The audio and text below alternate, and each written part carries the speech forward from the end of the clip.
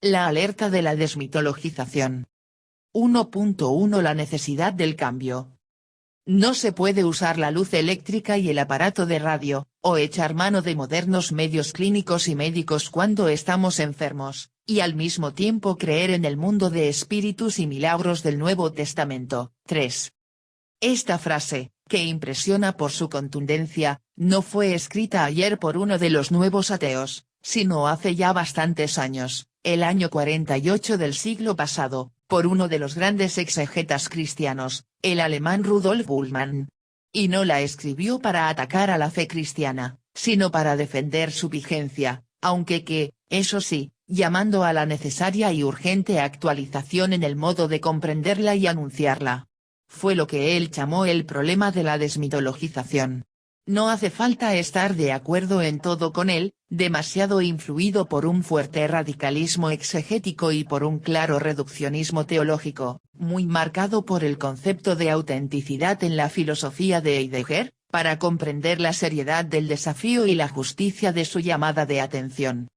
En el agudo y profundo prólogo a la traducción francesa de su pequeño e influyente libro sobre Jesús, Paul Ricoeur señaló bien sus límites, pero también sus méritos irrenunciables. 4. Hace una distinción, tan obvia como fundamental, entre dos niveles. Cuando su lectura invade los dominios de la ciencia, confiriendo valor de solución científica a la cosmología primitiva de la cultura bíblica, la concepción de un mundo estratificado en 3 pisos, cielo, tierra, infierno, poblado de poderes sobrenaturales que descienden aquí abajo desde allá arriba. El mito debe ser pura y simplemente eliminado. 383. Pero el mito es algo distinto de una explicación del mundo, de la historia y del destino. Expresa, en términos de mundo, o más bien de ultramundo o segundo mundo, la comprensión que el ser humano hace de sí mismo en relación con el fundamento y con el límite de su existencia. 5. Por eso, ante el mito, de lo que verdaderamente debe tratarse es de interpretar su intención genuina, eliminando las explicaciones objectivantes, y buscando en cambio lo que revela acerca del sentido último de la existencia. Confrontados pues con la envoltura mítica en la que en ocasiones viene presentado el mensaje del Nuevo Testamento, es necesario tomar muy en serio la necesidad de una traducción que vaya al fondo de lo que allí se nos revela. Nada sería más opuesto a esto que una banalización que, sin estudio serio ni meditación profunda, se quedase en un barniz superficial.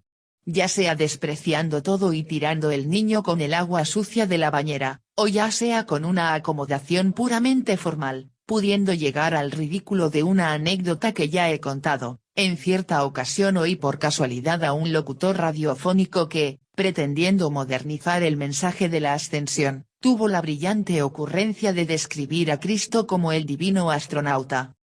1.2 La seriedad del desafío. Ante expresiones como esa, cuando se supera una cierta e irremediable sensación de ridículo, surge enseguida la sospecha de estar ante un problema muy grave.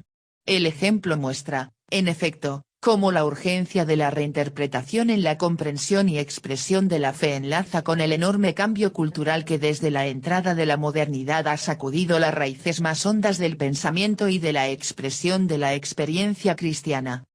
Porque resulta evidente que la descripción neotestamentaria no encaja en la nueva visión de un mundo que no tiene ya un arriba ni un abajo, que no se divide en lo terrenal, imperfecto, mutable y corrupto, como opuesto a lo supralunar o celestial, impoluto, circular, perfecto y divino. Por eso, tentar, como en la anécdota, forzar el encaje mediante un superficial ajuste lingüístico, lleva al absurdo, y, lo que es peor, confirma la acusación, tan extendida, de que la religión pertenece irremediablemente a una mitología pasada. Y, una vez alertados, basta una simple mirada para comprender que no se trata de un caso aislado, sino que el problema afecta profundamente al marco mismo de las formulaciones en que se expresan las grandes verdades de nuestra fe. ¿Quién, a la vista de los datos proporcionados por la historia humana y la evolución biológica, es capaz de pensar hoy el comienzo de la humanidad a partir de una pareja perfecta, en un paraíso sin fieras y sin hambre, sin enfermedades y sin muerte? Más grave aún, ¿Quién, siendo incapaz, como toda persona normal, de golpear a un niño para castigar una ofensa de su padre, puede creer en un Dios que sería capaz de castigar durante milenios a miles de millones de hombres y mujeres, solo porque sus primeros padres lo desobedecieron comiéndose una fruta prohibida?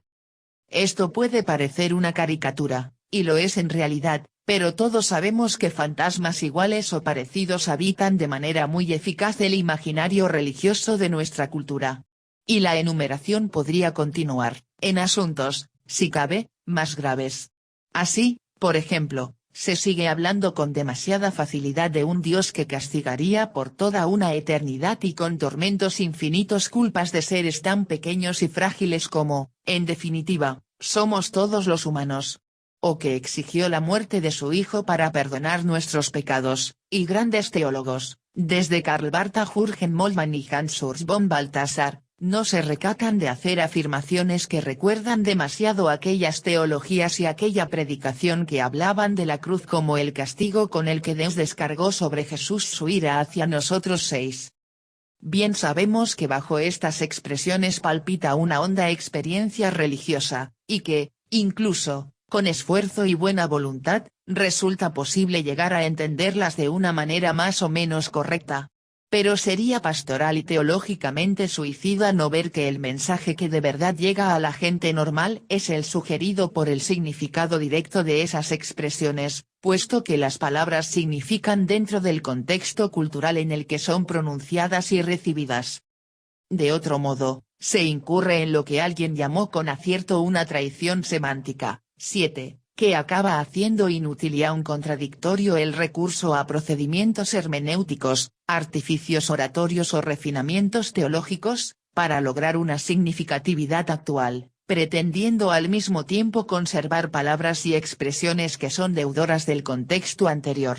Como en esos diques cuya estructura ha cedido ya a la presión de la riada, los muros de contención y los remedios provisionales son incapaces de contener la hemorragia de sentido provocada por las numerosas y crecientes rupturas del contexto tradicional. O se renueva la estructura, o el resultado solo puede ser el desbordamiento y la catástrofe. Como queda dicho, sería lamentable que, por culpa de ciertas exageraciones por parte de Bultmann y de ciertos alambicamientos teológicos de muchos críticos, se descuidase su grito de alerta. Piénsese que, por mucho que lo diga el libro de Josué, ninguno de nosotros es capaz de creer que el sol se mueve alrededor de la tierra, y si a nuestro lado alguien se cae al suelo por un ataque epiléptico, no podemos creer que la causa fue un demonio, aunque que así se pensase en tiempo de Jesús. O, mejor, aunque así lo diese culturalmente por supuesto el mismo Jesús.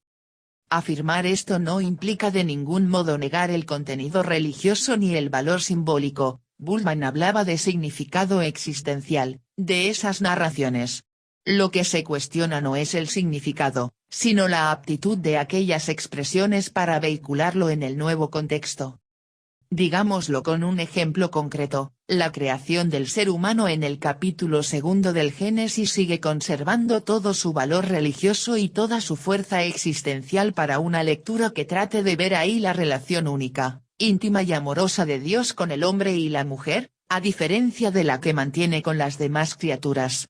Pero para verlo así, resulta indispensable traspasar la letra de las expresiones. Por el contrario, si nos mantenemos en querer leer en esos textos, de evidente carácter mítico, una explicación científica del funcionamiento real del proceso evolutivo de la vida, todo se convierte en un puro disparate. 8. De hecho, sabemos muy bien que durante casi un siglo, en este caso concreto, la fidelidad a la letra se convirtió en una terrible fábrica de ateísmo, haciendo verdad la advertencia paulina de que la letra mata, mientras que el espíritu vivifica. 2 Cor 3,6. 2. La modernidad como cambio de paradigma cultural. Pero reducir el problema a la desmitologización sería minimizarlo, porque su necesidad se enmarca en el proceso más amplio y profundo de cambio de paradigma cultural, que, afectando al conjunto de la cultura, modifica profundamente la función del lenguaje. Resulta obvio que eso lleva consigo la urgencia de una remodelación y una retraducción del conjunto de conceptos y expresiones en que culturalmente se encarna la fe. 2.1 La hondura y la trascendencia de la mutación cultural. La afirmación es grave y comprometida. No cabe desconocer que tomarla en serio implica para el cristianismo una reconfiguración profunda, muchas veces incómoda e incluso dolorosa, de los hábitos mentales, de los usos lingüísticos y de las pautas piadosas. Basta pensar en un dato simple y evidente: la inmensa mayoría de los conceptos y buena parte de las expresiones en que nos llegó verbalizada la fe en la piedad y en liturgia, en la predicación y en la teología pertenecen al contexto cultural anterior a la Ilustración. Tienen por tanto sus raíces vitales en el mundo bíblico, fueron reconfiguradas culturalmente durante los 5 o 6 primeros siglos de nuestra era, y recibieron su formulación más estable a lo largo de la Edad Media. Posteriormente hubo, desde luego, actualizaciones, pero sobre todo en el catolicismo, por su mayor control magisterial tuvieron por lo general un marcado carácter restauracionista, neoescolástica barroca y decimonónica, neotomismo y reacción antimodernista. La situación se agravó más todavía por el hecho de que el cambio moderno no se produjo en la evolución pacífica de un avance lineal, sino como una transición violenta. La caída de la cosmovisión antigua produjo a muchos la sensación de haber sido engañados, de que era preciso reconstruirlo todo de nuevo. Las reacciones fueron sin duda excesivas muchas veces, pero marcaban una tarea ineludible: la cultura, y por lo mismo la religión, en la medida en que era solidaria con ella, no podían seguir hablando el mismo lenguaje. No era posible continuar ni con la lectura literalista de la Biblia ni con la concepción ahistórica del dogma. Para la teología, la tarea parecía inmensa, y no pueden extrañar las reacciones defensivas y el estilo mayoritariamente restauracionista. El resultado fue un claro atraso histórico, que agrava la situación. Por suerte, el Vaticano al proclamar la urgencia del ayornamiento, reconoció la necesidad de la renovación y abrió oficialmente las puertas para ponerla en marcha. Aún así, el peso de las dificultades se hizo sentir, y el miedo a lo nuevo frenó muchas iniciativas. Por fortuna, aunque a corto o medio plazo no cabe todavía esperar soluciones suficientemente satisfactorias, el nuevo pontificado de Francisco retoma con vigor evangélico la fecunda sementera del concilio. Si hasta entonces poco se hablaba de invierno eclesial, todo indica que, como en las higueras evangélicas, se anuncia una nueva primavera. 2.2 La posibilidad de cambio. Por eso hoy estaría fuera de lugar una actitud resignada y pesimista. Cuando con cierta perspectiva se piensa en los profundos cambios ocurridos sobre todo a partir del concilio, si se está atento a los procesos de fondo que se van dando en la vida eclesial y se palpa la acogida cordial y llena de ilusionada esperanza suscitada por el nuevo Papa, no resulta difícil percibir avances muy importantes. Queda mucho por hacer, ciertamente, pero la percepción profunda de esta mutación fundamental y la necesidad de continuarla constituyen ya una fuerte presencia en el ambiente general. Las resistencias son fuertes, incluso por parte de personalidades eclesiásticas, que deberían ser las primeras en apuntarse a la renovación.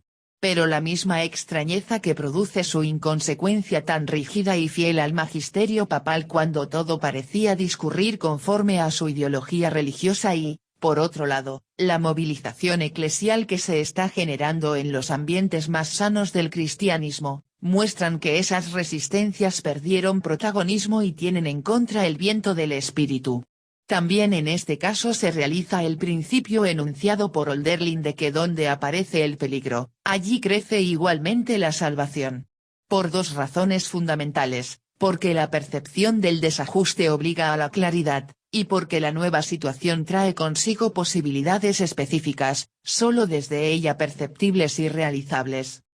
La magnitud del cambio, en efecto, permite ver mejor la estructura del problema, justamente la mutación cultural que nos impide tomar a la letra el relato de la ascensión es la misma que nos permite liberar de su esclavitud literal el significado permanente de su significado profundo. La imposibilidad de ver el relato como una ascensión material nos deja en libertad para buscar su intención auténticamente religiosa. Operación no fácil ni sencilla, ciertamente, puesto que entre la forma y el contenido no se trata de una relación extrínseca, ni siquiera como la que se da entre el cuerpo y el vestido. El significado no existe nunca desnudo, en estado puro, sino que está siempre traducido en una forma concreta. No leer la ascensión como un subir en la atmósfera, significa necesariamente estar leyéndola ya en el marco de otra interpretación. Con todo, resulta posible la distinción, y resulta muy importante comprenderlo y afirmarlo, pues únicamente desde ahí nace la legitimidad del cambio y la libertad para emprenderlo. Vale la pena aclararlo con un ejemplo, tomando como referente el agua y su figura, no su fórmula, en lugar del cuerpo y su vestido. No existe nunca la posibilidad de tener la figura del agua en estado puro, siempre tendrá la forma del recipiente, vaso o botella, jarra o palangana que la contenga. Si no nos gusta una figura, podemos cambiarla, pero solo a condición de sustituirla por otra, la que impone el nuevo recipiente. Con todo, distinguimos bien entre el agua y sus figuras, y comprendernos que se puede cambiar de recipiente, sin que por eso deba cambiar la identidad del agua. Desde luego, en todo transvasamiento existe siempre el peligro de pérdidas y derrames, pero, si no queremos que el agua se estanque y se corrompa, la alternativa no está en conservarla siempre en el mismo sitio, sino en cuidar que el traslado resulte íntegro, sin disminución del contenido. Con las limitaciones de todo ejemplo, algo parecido sucede con la fe y sus expresiones. La fe no existe nunca en estado puro, sino siempre en el seno de una interpretación determinada. Pero si ha de vivir en la historia, no puede quedar estancada en un tiempo determinado, sino que debe atravesarlos todos, adaptándose a sus necesidades y aprovechando sus posibilidades. Lo cual implica a la vez libertad y modestia. Modestia, porque parece claro que ninguna época puede pretender que su interpretación es única o definitiva, ni siquiera la mejor, nuestras actualizaciones son siempre provisionales. Pero libertad también, porque, precisamente por eso, toda época tiene derecho a su interpretación. Justamente porque la fe quiere ser agua viva, la manera de conservarla no es represarla en un depósito muerto, sino construir con afecto y respeto, para que nada se pierda, pero también con valentía y creatividad, para que no se estanque ni corrompa cauces siempre nuevos por los que fluya adelante, fecundando los tiempos y las culturas. 2.3 Los caminos del cambio.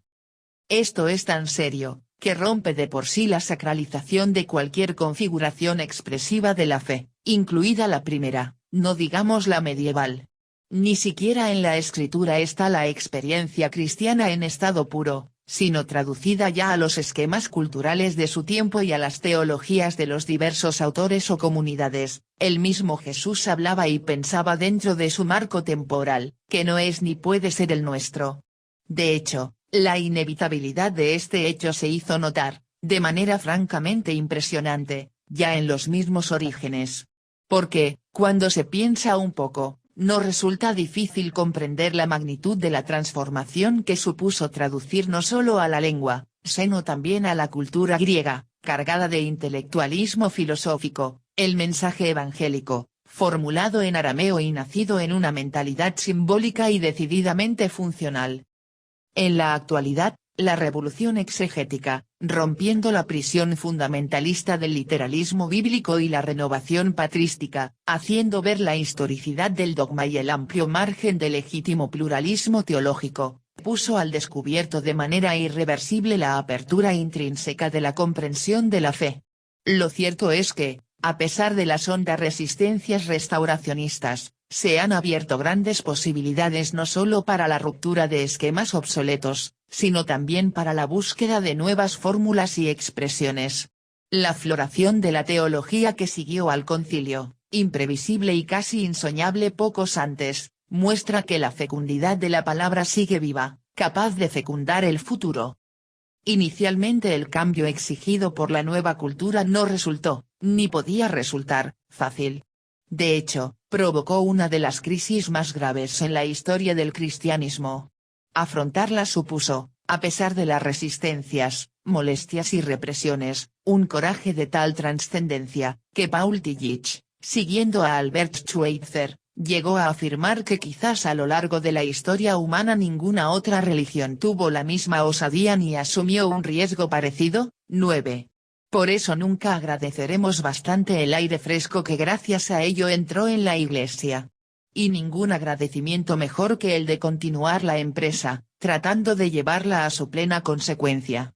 Lo que en definitiva se nos pide, por estricta fidelidad al dinamismo de la fe, es trabajar en la búsqueda de una interpretación y de su correspondiente lenguaje, que rompiendo moldes culturales que ya no son los nuestros, hagan transparente el sentido originario para los hombres y mujeres de hoy.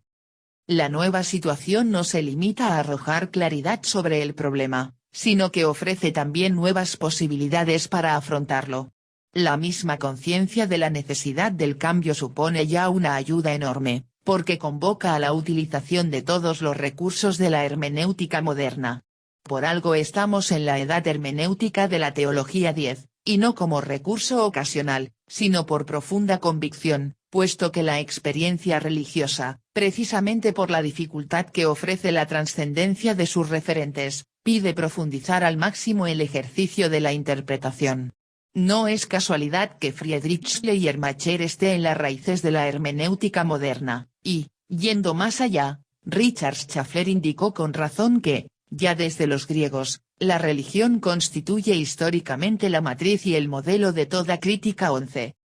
La nueva cultura no solo ofrece el instrumento formal de la hermenéutica, como instrumento para la interpretación renovada de lo recibido. Ofrece igualmente algo acaso más importante, al abrir campos inéditos a la comprensión humana, amplía el espacio del intellectus fidei, la comprensión de la fe, y aumenta los recursos para expresarlo y hacerlo accesible a la sensibilidad actual. Piénsese, por ejemplo, en las brechas que en la incomprensión ambiental del fenómeno religioso abrieron teologías como las de la esperanza, de la política y de la liberación, gracias a que supieron aprovechar los medios ofrecidos por el análisis social.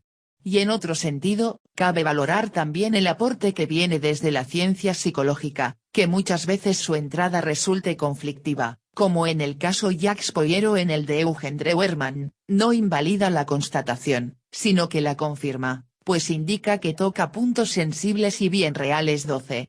Desde aquí puede recibir ayudas fecundas y purificadoras un campo tan sensible e importante como el de la moral, que, cada vez más consciente de su autonomía, tiene delante de sí la urgente y delicada tarea de clarificar su verdadera relación con la teología, en definitiva, con la religión. 13. En general, es importante aprender a valorar cada vez más el hecho de que el auténtico progreso cultural, lejos de ser una amenaza para la fe, constituye un fuerte enriquecimiento. De hecho, la historia reciente muestra claramente que una alianza crítica con aquella parte de la cultura que busca lo verdaderamente humano, y por eso mismo, divino, fue siempre beneficiosa para las iglesias. Piénsese, por ejemplo, en la tolerancia, la democracia o la justicia social. En una palabra, si ante la cuestión estructural el lenguaje religioso ha de buscar su renovación acudiendo sobre todo a los hondos recursos de la tradición bíblica, del diálogo de las religiones y de la experiencia religiosa e incluso mística, en lo que respecta al desafío cultural son principalmente las ciencias humanas las que han de ser aprovechadas. Y no cabe duda de que una apertura generosa y una utilización al mismo tiempo crítica y valiente ofrece ricas posibilidades para ir afrontando la difícil pero irrenunciable tarea de la retraducción del cristianismo que postula nuestra situación cultural.